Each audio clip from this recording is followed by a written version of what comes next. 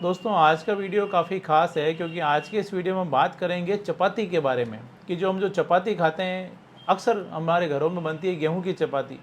क्या गेहूं की चपाती खानी चाहिए या नहीं खानी चाहिए, या फिर एक आजकल एक वर्ड चल रहा है, आपने सुना होगा मल्टीग्रेन आटा।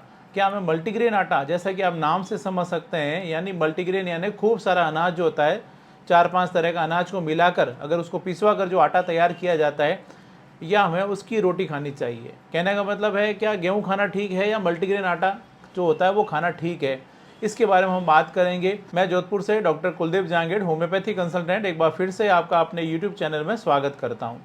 दोस्तों मल्टीग्रेन आटा या उससे संबंधित किसी भी प्रकार की कोई जानकारी अगर आप चाहते हैं तो इस दिए गए नंबर पर आप संपर्क करें, तो आपको इसमें ज़रूर जानकारी मिलेगी। आप व्हाट्सअप कर सकते हैं। गेहूं की चपाती जो होती है हम सभी खाते हैं, और जो गेहूं की चपाती है वो काफ़ी लंबे समय से खाई जा रही है। और लेकिन अगर हम देखें गहराई से तो गेहूं की चपाती हमारे स्वास्थ्य के लिए उतनी फ़ायदेमंद नहीं होती है, ख़ास तौर से उन लोगों के लिए जो कि अपना वज़न कम करना चाहते हैं, जिन लोगों को डायबिटीज़ है, इसके अलावा जिन लोगों का कोलेस्ट्रॉल ज़्यादा रहता है, उन लोगों के लिए जो गेहूं की जो चपाती होती है वो फ़ायदेमंद नहीं है, उल्टा वो उनके लिए नुकसानदायक होती है। क्योंकि यानी जो गेहूं है वो आपके बॉडी के अंदर जो शुगर का लेवल होता है उसके लेवल को बड़ी तेज़ी से बढ़ाता है, और आपके इसकी वजह से जो आप अगर आपको डायबिटीज़ है तो उस कंडीशन में आपके लिए फ़ायदेमंद नहीं है, आपके लिए नुकसानदायक हो सकता है।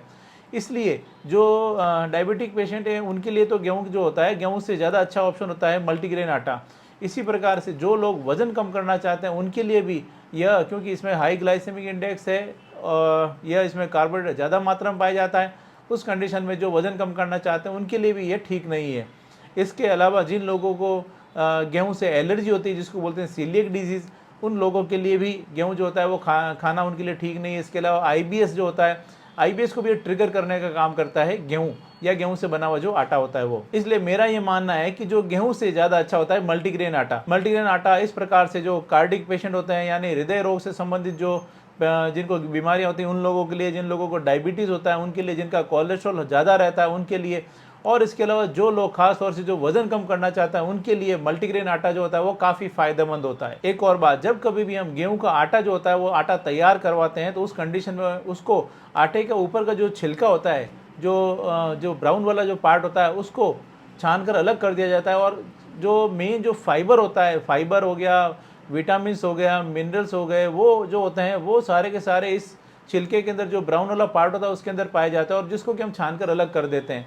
इसलिए यह जो गेहूं होता है, गेहूं हमारे लिए फ़ायदेमंद नहीं हो सकता। यह तो बात हो गई कि क्या हमें गेहूं खाना चाहिए या मल्टीग्रेन आटा। तो आपको समझ में आ गया होगा कि मल्टीग्रेन आटा जो होता है वो गेहूं के आटे से ज़्यादा गुणकारी होता है। चलिए अब हम बात करते हैं कि आखिर जो मल्टीग्रेन आटा होता है उसको तैयार करने के लिए कौन कौन से अनाज हैं जो कि इसके साथ मिलाए जाते हैं। मल्टीग्रेन आटे को तैयार करने के लिए करीब करीब 5 से 6 तरह के अनाज जो है वो इसमें मिलाए जा सकते हैं आपकी आवश्यकता के अनुसार। गेहूं के साथ में एक तो बाजरा जो होता है, बाजरा इसमें पीस के डाला जाता है, और उसके अलावा मक्कई डाली जाती है, जौ डाला जाता है। इसके अलावा रागी एक अनाज होता है, रागी को भी डाला जाता है। इसके अलावा कई लोग जो होते हैं उसमें चने का जो आटा होता है, यानी चने की दाल, यानी जो बेसन होता है उसको भी मिलाया जाता है। और इसके अलावा कुछ लोग जो होते हैं इसके अंदर सोयाबीन भी मिलाते हैं। इस प्रकार से एक अनुपात के अंदर जैसी आपकी आवश्यकता होती है वैसे आप इसके अंदर मिला के आप बना सकते हैं इसको। इस प्रकार से आपका मल्टीग्रेन जो आटा होता है वो तैयार हो जाता है। और अब बात करते हैं इसके पोषक तत्वों की या इसकी न्यूट्रिशन वैल्यू की।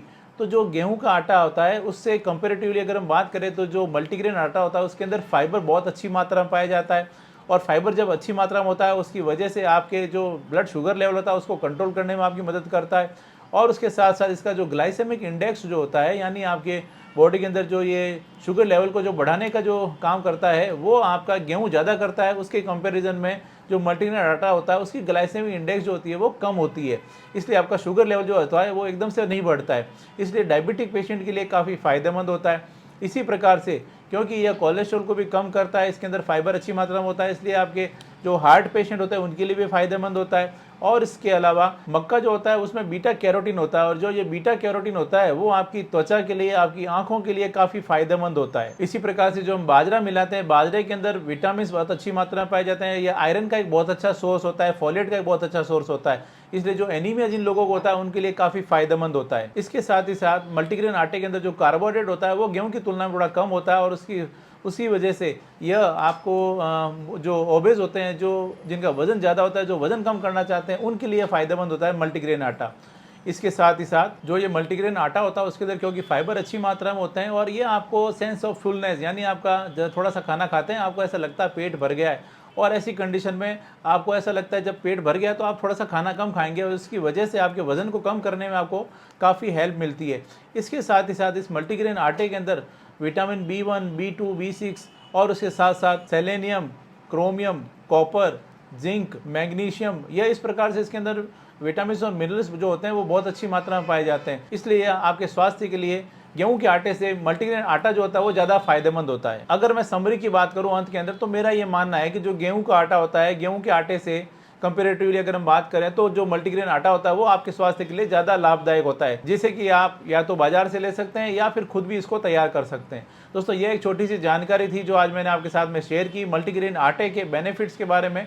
मैं उम्मीद करता हूँ आज मैंने आपके साथ में जो भी जानकारी शेयर की आपको ये पसंद आई और आपके लिए फ़ायदेमंद साबित होगी। इसी तरह मेरे साथ जुड़े रहें, इस चैनल को सब्सक्राइब करें, बेल आइकन जरूर दबाएं ताकि जैसे भी नेक्स्ट वीडियो अपलोड करूँ आपके पास उसका नोटिफिकेशन आ सके। Thank you.